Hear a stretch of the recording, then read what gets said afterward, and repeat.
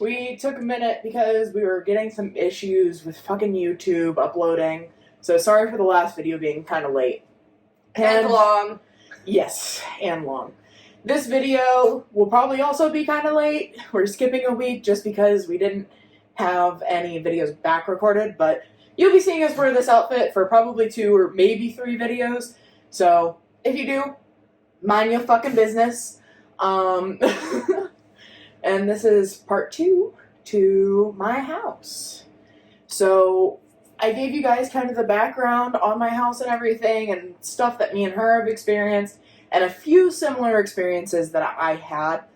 But that house had so much with it that the 40-minute video that we released wasn't even all of it. There's other stuff that's happened in that house. I don't know exactly how much I'll talk about it because we do want to do a childhood experience video. And Sierra has moved tons of times. I have not. So I'll be leaving kind of some of my childhood experiences out of it because that'll be for a whole nother video. This one, I think we can talk about the feeling of that house. Because we had every room was almost a different experience. Yeah. I think the only room that wasn't like a whole nother experience was the playroom that we had that had the computer and the PlayStation in it. And at the time, I think I had met you maybe 2 years after that. It basically just became my mother's hoarding room because nobody else I was really going went to say, in there. I don't think I've ever been in that. I think you were in it a few times, but that was only for when we watched like YouTube or whatever. Oh, okay. But other than that, we just stayed in my room or went outside. Cause did it die too? Oh no! We should have plugged it. We could have plugged it in over here, but oh well. But the feelings that house gave were crazy because it was like a roller coaster of emotions.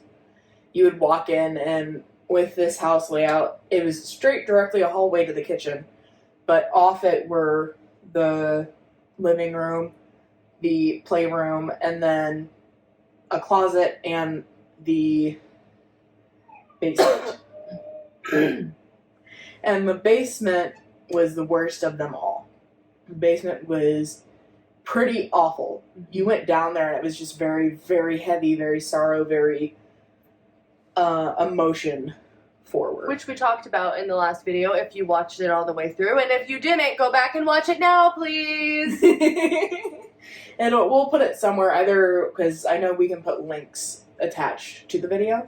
So we'll figure out how to do that and do that. But it was very much so a crazy feeling. And the way the basement looked was so strange to me. I've never seen another basement like it, where it had 2 sections to it, and then the third section, but the third section was like almost dirt. Like you couldn't go in there, and you couldn't see in there at all, no matter what. So, then there was the kitchen. The kitchen was very weird, though. Like, the way the cabinets were done and everything. The plug-in, the hookups for the stove were, like, in the middle of the kitchen. Like, it was very weird. The whole house was weird, though. There was a whole second bathroom that we didn't know about until 4 years into living there. Because it was a styrofoam thing. What is that called? The blowy styrofoam thingy. A sealant type thing. I don't remember, but I remember one of my exes getting that in my hair and him having to cut a chunk of my hair out, and I was so mad. Oh no! Oh my God. Who shall not be named. Yeah. There's a lot of those. But the big one, though. Yes. Yeah, I knew exactly who you were talking about. But it was like styrofoamed off. And we opened it at one point. I don't know what we opened it for. I think we thought there was like a leak in there. And we opened it and we found out it was a whole bathroom. Like there was a tub, there was everything in there. But that bathroom, I think the whole time we lived there, worked maybe for 2-3 years. It's like called expanding foam. That's what it's. Yes, Yeah. thank you. I was sitting here thinking about it. My one brain cell worked, guys. Yes. And there's an experience in there that we'll talk about in the childhood experience video that I don't think I've ever told you because it wasn't like, it was something I forgot about. Yeah. It was definitely, I was 10, I think. So, and then you go upstairs, and when you hit the upstairs was my bedroom, my mother's bedroom, my old bedroom, and the bathroom. The bathroom didn't have really any strange feeling other than I did get a picture. If I can find it, I'll send it to you to edit in. It was a picture of me, and you can see like this, almost like it looked like a black fog. Like, it wasn't like a fog as in expanding though. It was very specific. Like a mist. No, not even a mist. I don't know how to explain it. I'll put a pic. We'll put a picture up if we can remember it. If I can find it. That's probably on my old Facebook. But that bathroom, again, that whole house was weird because there was like a little cubby in that bathroom, and the cubby in that bathroom didn't have a door on it, nothing like that. It was just open space, but it looked like it had blocked something in. And I'm trying to think. I think the only really weird thing that happened in there was when Mom said she felt like she got pushed. And she fell in the bathtub. And that was maybe 5 or 6 years before we left. So, but, that's the only time I've heard my mom say anything spiritual about that house at all. She refuses somewhat to believe that stuff is real. Other than most parents do. Well, yeah, she just didn't want to put that, I guess, into existence until Dad passed away. Yeah, because most people don't think about it, and then, well, they don't think about it because they don't want anything else to happen, so. Yep. Us, on the other hand, we're like, yes, all of it. Think about everything. Everything. And I'm trying to think.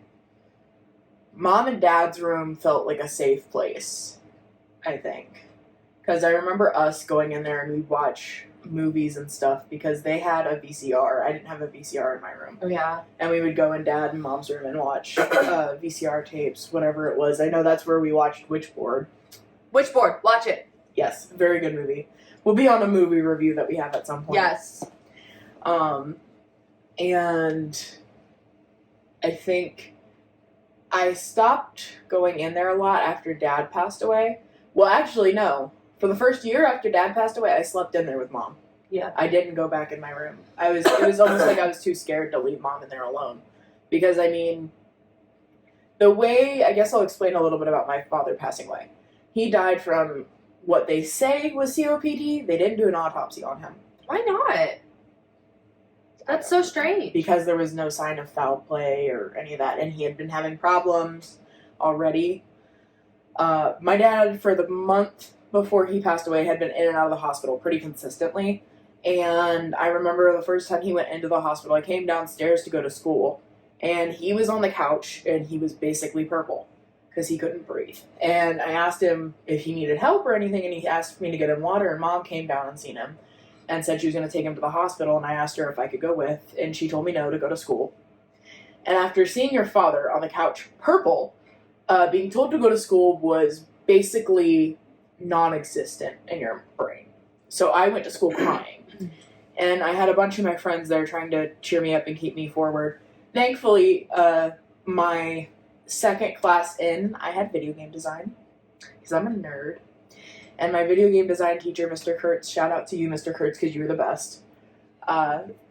He told me, he's seen how much of like a mess I was. And he was like, don't even worry about it. He's like, go to the library. He's like, go to the library, I'll tell all your other teachers for the rest of the day. He's like, and they'll understand. He's like, and if not, I'll make them understand. So I went to the library for the rest of that day until about, I think it was 2 hours after that. I got a call to go down to the office because my mom was there to pick me up. And I was 1,000% certain she's going to tell me Dad died at that very moment. Yeah. Because of how bad a state he was in when I left. So my mom tells me he's in the hospital and he's been intubated. So he had a tube down his throat. And that was the most scarring image I had ever had of my father. And he was intubated for 11 days. And it was very touch and go at first. Finally, they got him stabilized, and I think he was there for a week, and they said, okay, he's doing good, he can go home. So he went home. 3 days after that, he was back in the hospital because he was having breathing issues again. And he came out of the hospital again 4 days later or something like that. And they still had, by the way, at this point, no answers for him. He knew he had COPD. My dad had very bad diabetes. He did not take care of it very well. But he was also one of those men, I'm here for a good time, not a long time. Me too. So, that's my father for you. And he decided that at that point, I'm not going back into the hospital. We had just got our income tax, and he was supposed to see the doctor 3 days in a row, and the doctor did not come in. So, he was sick of it. He was like, I'm going home. And this was the second fight that my parents had ever been in their whole relationship.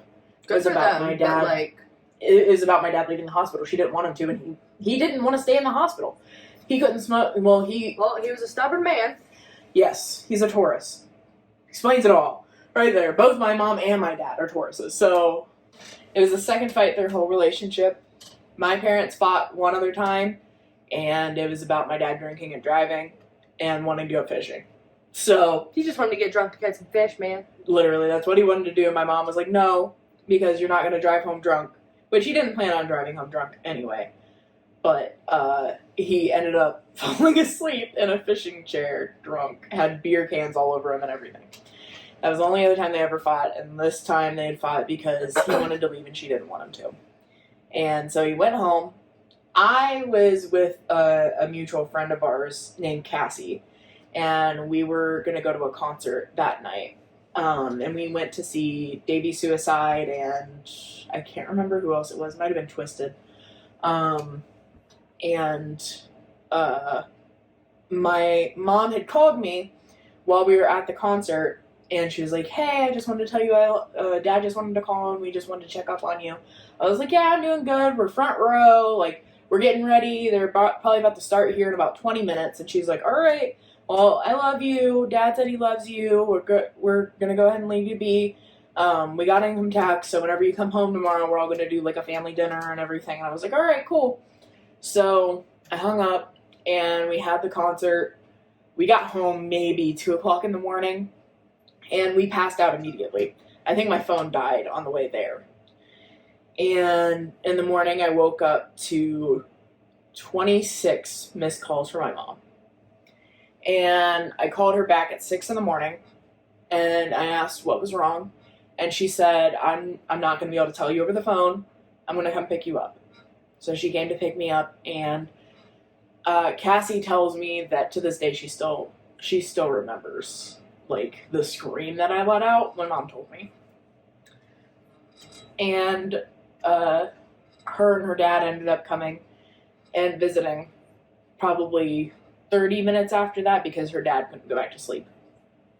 So it was a very emotionally jarring thing to go to a concert and then be told that your dad passed away when he was just coming home and you think he's finally okay.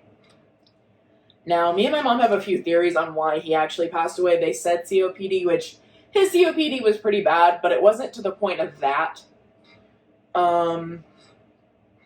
We think it's because he shocked his system.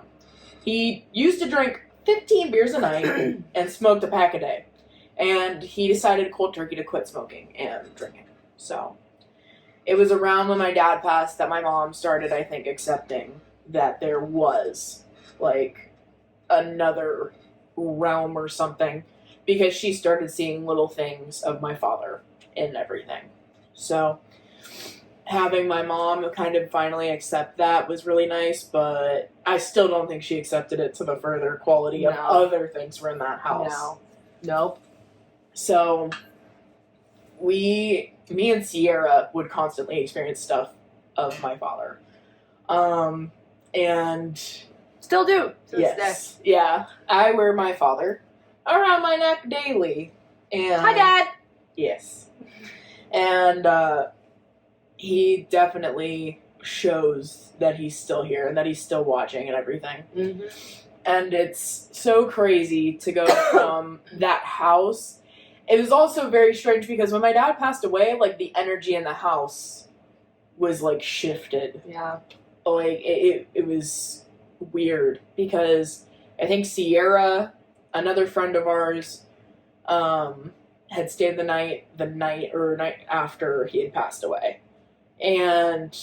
No, I think I did because I remember you calling me like some random hour of the night. You didn't call me right when it happened, but I think it was like 3 in the morning or something, or was it? I probably called you... I know it was like either super early or super late at night, but I can't remember. It was probably super early in the morning because my mom told me at like, I want to say 7 in the morning.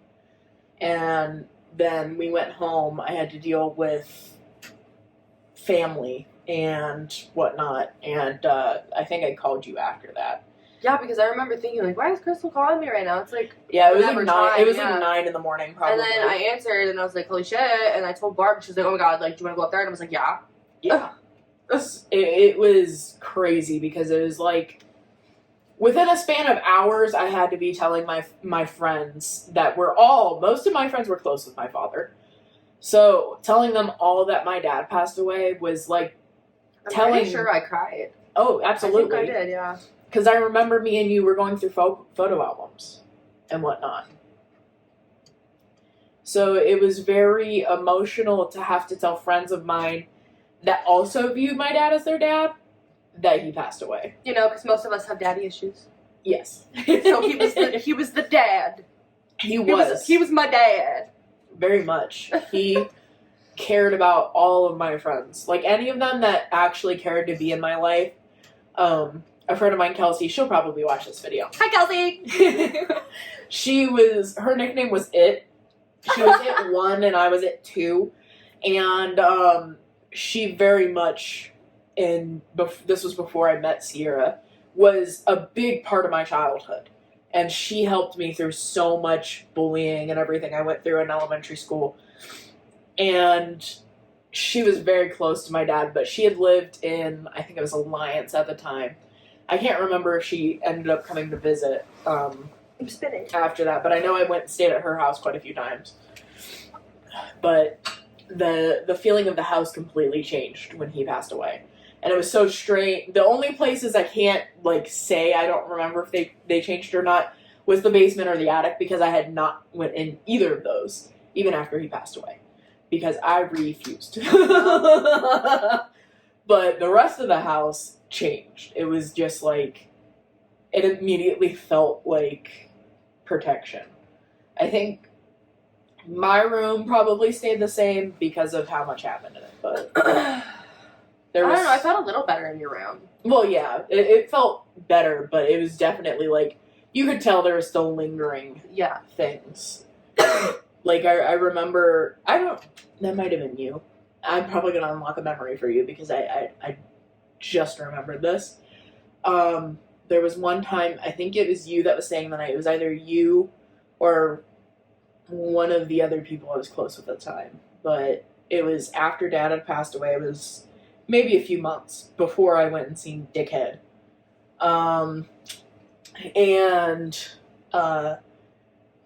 We heard something in the closet move.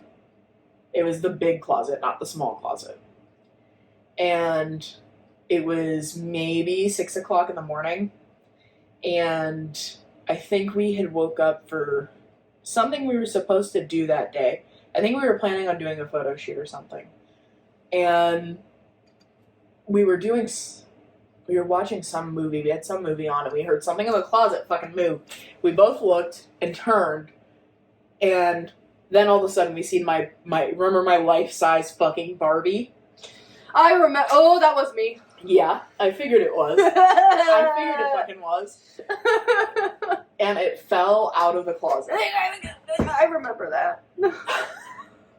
That Barbie was creepy as fuck because the weirdo that I am, I got this life-size Barbie from a friend of mine's mom and decided that I was going to make it look fucking holistic when I was a fucking child for some reason. In Barbie Land, that Barbie would be the weird Barbie. Oh, absolutely. She looked like fucking Cynthia from the Rugrats. Because she hasn't seen the Barbie movie yet. Yes. We're going to see it Friday, but she'll know what I mean because we're going to see it Friday. Watch the Barbie movie. It definitely, because I cut all her hair off. I remember Other than all the little, like, spike pieces that were out of it. That's why I said it reminds me of Cynthia now that I think of it. And I'm pretty sure she had some weird markings on her face that I did, too, because why else would I not do that as a child? Okay, well, that's better than me. I used to rip all my Barbies' heads off and put them on keychains. And flush them down the toilet and do everything. Just rip their fucking heads off, you know? Fuck these Barbies. I'm pretty sure I did that to my regular size Barbies, yes. Yeah. I couldn't do it to that one. No. Which made me weird. But thank God I didn't, because if it would have just fell off without a head, I think I would have fucking freaked the fuck out. Because I always forgot that thing was in there. I never messed with it anymore. So it was like, no. No, thank you. Gotta go. No. It was fucking horrifying. I just remembered that because that was like a deep-seated memory. The big part to take away from this is if we ever are able to get into this house one way or another. We're going to look into it like we said in the last video, which you guys should watch. If we're able to, then that'd be crazy fucking video. But, that's kind of most of that house. More childhood stuff will be brought up in a later video. We'll have a whole playlist of our childhood stuff. Yes, because there's a lot. And this will probably, a lot of it will be before we met each other. Yeah. Because we were both teenagers when we met, so this will be a whole new thing for probably both of us. Some of the stuff we haven't talked about, other stuff we have talked about with each other. You know everything of mine. I'm a fucking open book. I think the only thing I've never talked to you about was the greenhouse that we lived in, which was before. Okay, well, be on the lookout for the greenhouse. Yes. And all the other spooky things. But just make sure to stay spooky. Stay spooky! We fucking love you guys. Like, comment, and subscribe. Yes. Share. Love you guys. Love you. Bye. Bye.